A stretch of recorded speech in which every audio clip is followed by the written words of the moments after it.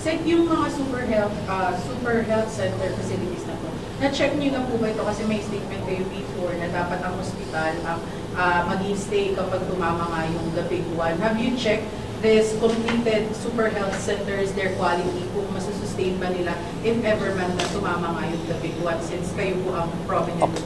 Okay, so I don't have to check that because when they are constructed, mayroon tinatawag na building code.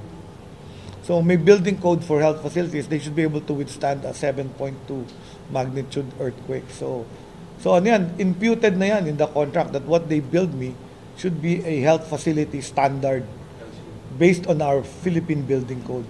So pag yan bumagsak, ay yun ang dapat natin i-check. Bakit siya bumagsak? LGU yan, LGU gagawa niyan. Sir, nakapag-ugnayan na ba kayo kay Secretary Tizon regarding Not yet, no? But he knows that I'm actually investigating it.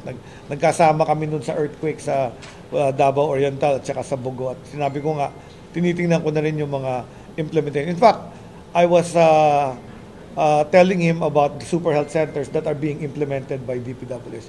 Busy-busy pa yung tao, nahiya naman akong dagdagan pa yung problema niya.